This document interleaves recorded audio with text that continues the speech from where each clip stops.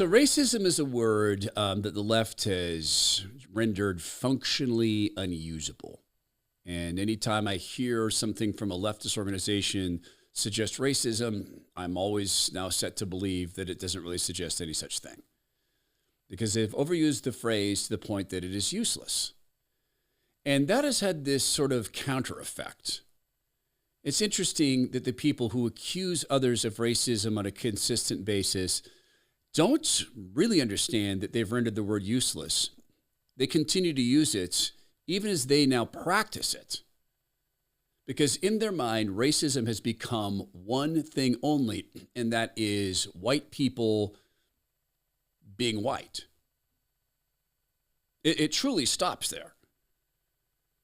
If you've ever been in one of the workplace struggle sessions where you have one of the highly paid consultants come by and they get their 50 grand for sitting in your conference room for a day or standing there to lecture you and have you in these struggle sections.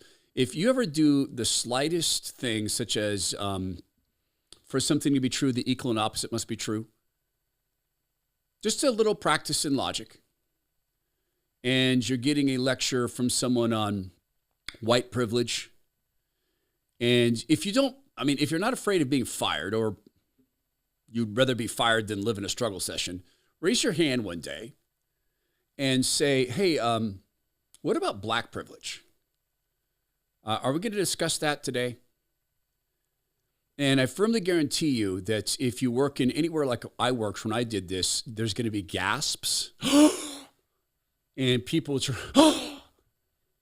and turn around and you see a very, very uncomfortable HR executive stand in the corner room and go like this and cover her eyes and take her left arm, cover her chest and bring her right arm up and cover her eyes and forehead. And this is the neurolinguistic programming suggestion of A, I am fear of being harmed, and B, I don't want to see what's going on. I don't want my face seen.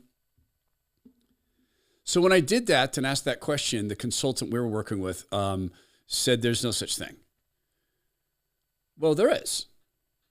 I mean, that was going on in Seattle where black students were allowed to misbehave and not get kicked out of school because you can't expect the blacks, as they would call them, to obey rules.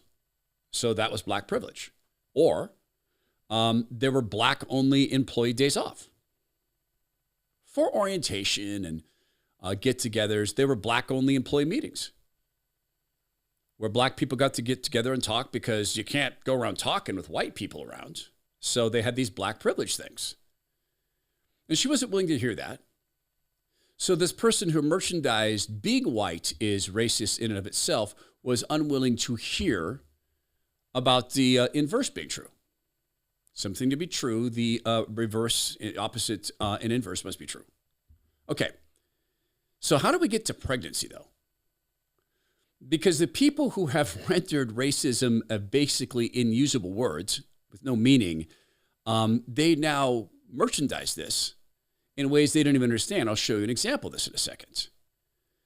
We believe on this program that all lives matter.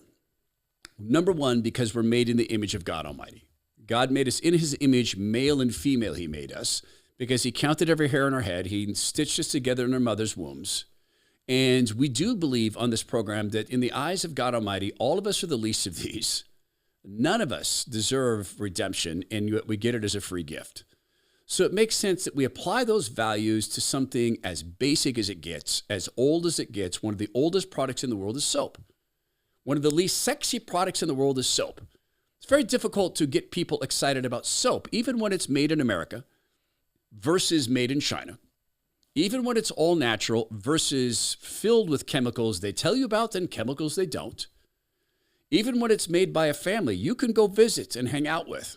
They've done this for 3 generations versus being made by machines and probably slave labor in China. Even then, it's hard to get people excited.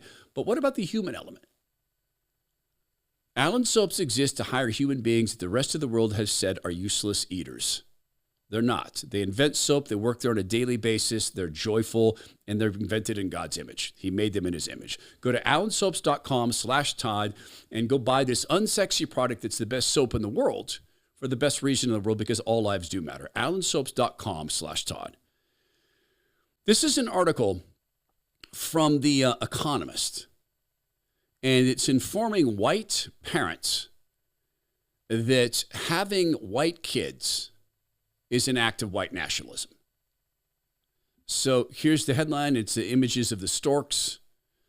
Make America procreate again among the mega fertility fanatics with Trump and Vance in power. Yeah, man, they were in power during the government lockdown. Remember how when the government shut down, that came up and Trump stopped it in one day? With Trump and Vance in power, many pro-natalists believe this is the moment to jumpstart baby making. Some critics see pro-natalism as part of an insidious project to create a wider America. What is a pro-natalist? It's a newly invented term for people who think you should have babies. God said, be fruitful and multiply. God gave men and women the ability to come together, and he told them to do it under the auspices of marriage only, to allow him to work through them to create human life. To have something occur in the woman's body, which is utterly miraculous. It's a tiny little bit of Genesis. The egg and the sperm meet, let there be light, and now you have life. So they invented this phrase natalist, and now there's anti-natalists, which, by the way, tend to veer into these like kind of scary cults that hate life and, think life should be eliminated. Anti-natalists. That's, hey, let's not just have babies. Let's, go out and unalive a bunch of babies. So if you're white and you're pregnant, you are part of an insidious project to create a wider America, because everybody knows a wider America is a something. They've rendered the word racism meaningless. So what do they actually mean? There's going to be a bunch of people with paler skin and such. We can't have that. Hey, by the way, there's a peptide you could inject in your body the way you make you more tan. That way you can go out and be black, and then you're virtuous. Boom, problem solved. God invented peptides too. We're just using them in injections.